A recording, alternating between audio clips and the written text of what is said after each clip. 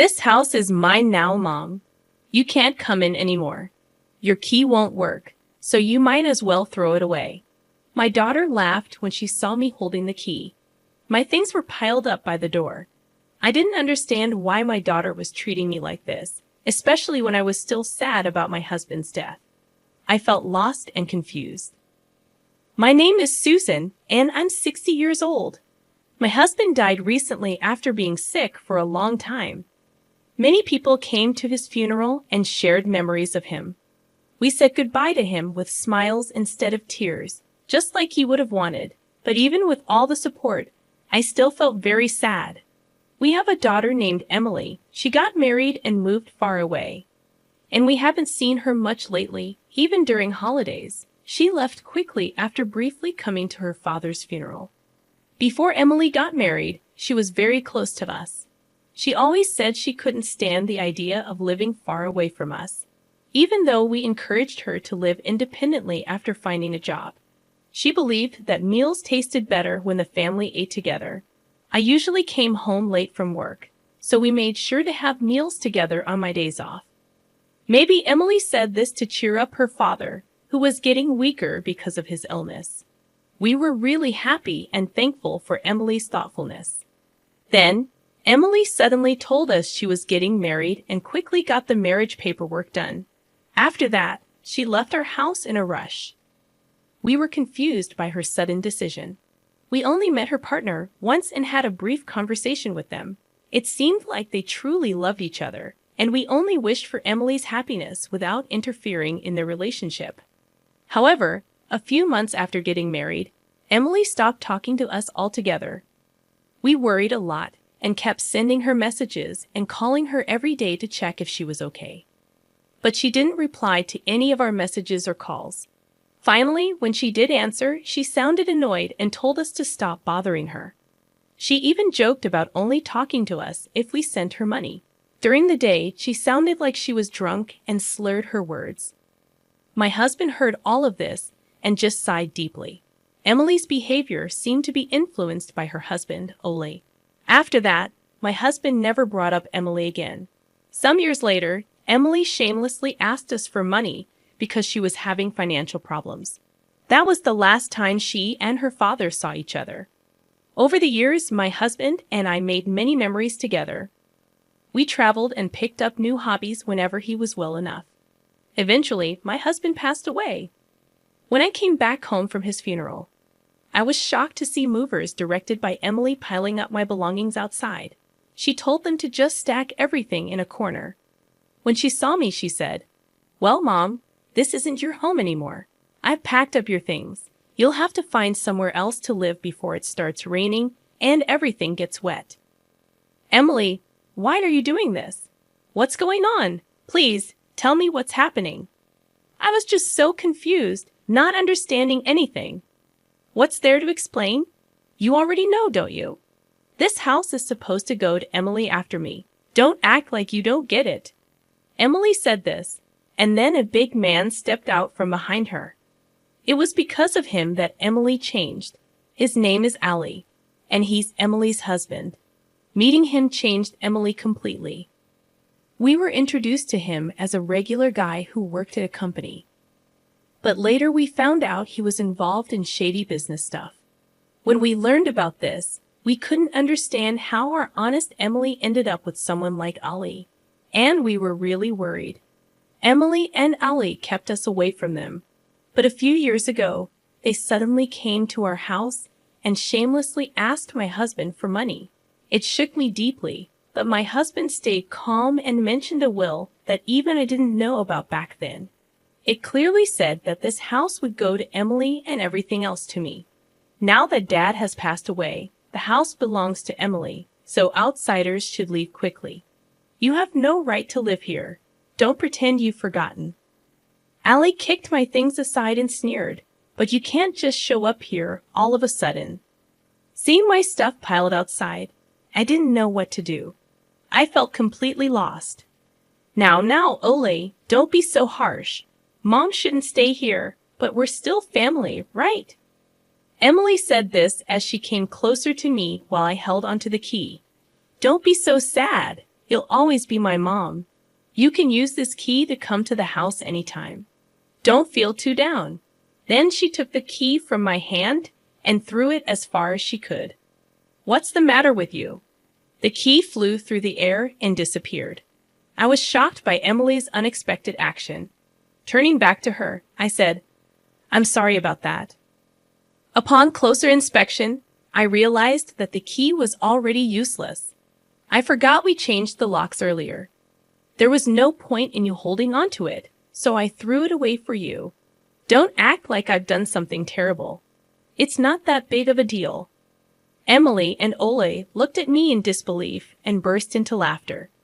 Emily's face, now completely different from before she got married, showed that she would do anything for her own benefit. I felt tears starting to form. Then I remembered my husband's gentle smile, as if he was telling me to stay strong. "Emily, I understand what you're trying to say, but you're getting the wrong idea. This isn't the right place to talk. Let's go inside."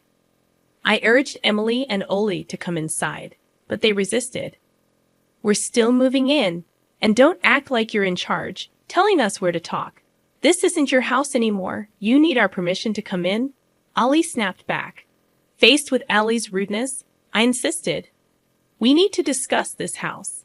It's not yours yet." "I'm just about to explain," Emily interrupted. "I've called someone who can explain it clearly, and he'll be here soon. Let's go inside and have some tea. If you keep refusing, I'll call the police. They'll make me say it again. This house doesn't belong to Emily. If you understand, come inside quickly. If you try anything, I'll be the one calling the police," I said firmly, unsettling them a bit.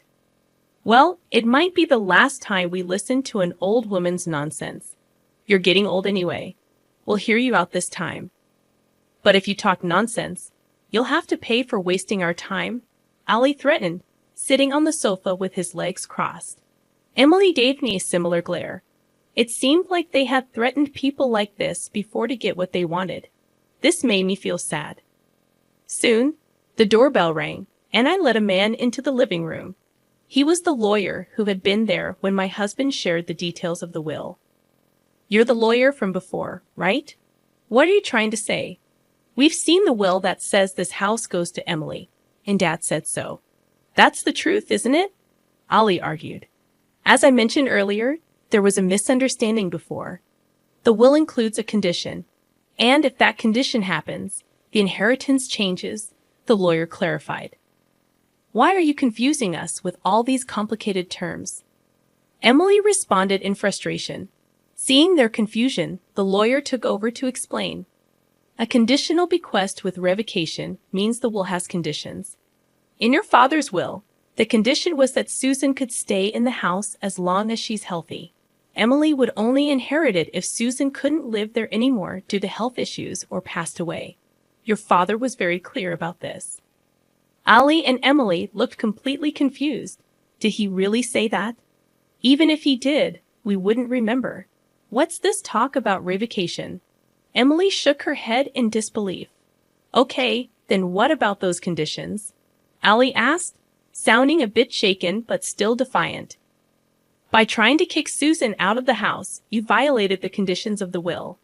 Because of that, Emily lost her right to inherit the house," the lawyer explained straightforwardly. "Wait. So you're saying I can't inherit just because of that? That's ridiculous." Emily exploded in frustration. "That's the essence of this will. Breaking that condition, whether it's minor or major, leads to revocation," the lawyer explained calmly. "When did we ever break that condition? Can you prove it?" Ali leaned in, clearly trying to intimidate the lawyer. The lawyer cleared his throat. "There was a moving truck outside, arranged by you two, wasn't it? You were trying to move your things in and live here without Susan's consent. Don't act like we did something wrong. We told Mom about it.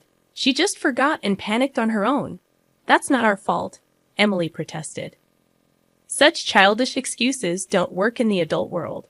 Not only did you move in without permission, but you also threw my belongings outside, telling me to leave quickly," the lawyer replied sternly. "I never said that. You're the one lying. I can't believe my own mother would make up such accusations. If you keep this up, I'll sue you. Do you want that? Being sued by your own daughter is the last thing you want, right? So take back what you said. Emily threatened, her voice filled with anger. The lawyer remained composed and pulled out his phone. We can't retract the truth. Multiple witnesses saw and heard you telling Susan to leave. We've even recorded their testimonies. He played a video with statements from movers and neighbors. Everyone's stories match. They'd all say you two told Susan to leave. You could have paid them to say that. How can we trust this? Stop making a fool of us.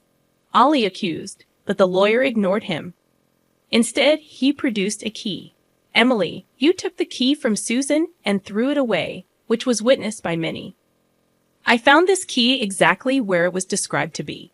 Changing the locks means Susan can't enter or live here, breaking the condition that she can stay as long as she's healthy. So, you violated the terms of the inheritance. Don't spout whatever you want. If I get serious, I can ensure a lawyer like you never works again. Despite Allie's loud threats, the lawyer remained calm and continued. Therefore, this house will never belong to Emily, and you have no right to live here. Now please remove your belongings and return Susan's immediately. If you delay or try to stay, we'll report a breaking and entering crime to the police.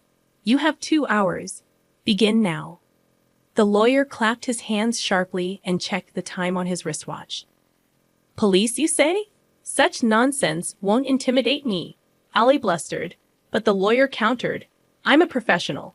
This is not a lie. Getting in trouble with the police over this would only cause more problems for you. Even Ollie seemed to understand that this wasn't an empty threat. Oh no! Ollie and Emily began sweating profusely and quickly got up to start moving their things. It seemed Ollie was more bark than bite, like a big guy with no courage. I'm sorry. We'll put everything back right away, so please don't call the police, okay? Please?